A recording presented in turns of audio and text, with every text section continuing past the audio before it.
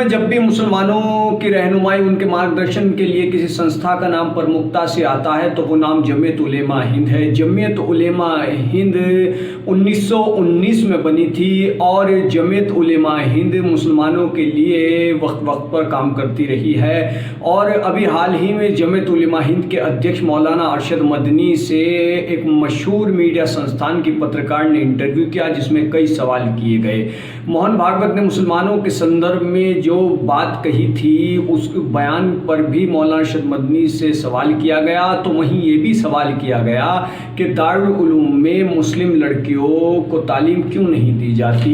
इसके बारे में मौलाना अरशद मदनी ने जो जवाब दिए वो मैं आपको बता रहा हूँ। सबसे पहले उनसे पूछा गया कि आरएसएस प्रमुख मोहन भागवत ने हिंदू और मुसलमानों के पूर्वज एक ही हैं, इस बयान से आप कितना इत्तेफाक रखते हैं। काबिल गौर है कि आरएसएस चीफ मोहन भागवत ने कुछ दिन पहले एक बयान दिया था जिसमें उन्होंने कहा था कि हिंदू और मुसलमानों के पूर्वज एक ही हैं। तो इस पर जब मौलाना अरशद मदनी से सवाल किया गया तो उन्होंने जो जवाब दिया वो ये था, उन्होंने कहा कि इसमें गलत किया है। भारत में रहने वाले गुज्जर जाट राजपूत हिंदू भी हैं और मुसलमान भी हैं, ये तो बहुत अच्छी बात है। मैं तो उनकी इस बात की बहुत तारीफ करता हूँ।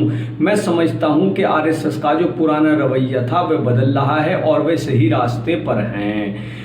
अब दूसरे उनसे एक सवाल और किया गया जो काफ़ी अहम है, वो ये है कि दारुल उलूम के भीतर लड़कियों को क्यों शिक्षा नहीं दी जाती। तो इसके जवाब में मौलाना अरशद मदनी ने मीडिया संस्थान की पत्रकार से ये कहा कि दारुल उलूम के भीतर लड़कियों को पढ़ाने का हमने कभी मन नहीं बनाया। यहाँ सिर्फ लड़कों को मजहबी शिक्षा दी जाती है। औरतें तालीम हासिल कर सकती हैं लेकिन मर्दों से अलग रहकर, जहाँ पर पर्दे का निज़ाम हो और किसी तरह का कोई ऐसा भटकने का रास्ता ना हो कि जिससे तालीम पर असर पड़े, वहाँ पर महिलाएं तालीम हासिल कर सकती हैं। और उन्होंने ये कहा कि हमने तो कहा है कि महिलाओं को ज़्यादा से ज़्यादा शिक्षा हासिल करनी चाहिए। जहाँ तक दारुल उलूम की बात है तो दारुल उलूम में सिर्फ मर्दों को ही मजहबी तालीम दी जाती है और कभी इसके बारे में हमने नहीं सोचा कि लड़कियों को भी यहाँ पर तालीम दी जाए। तो इस तरीके के उनसे सवाल किए गए।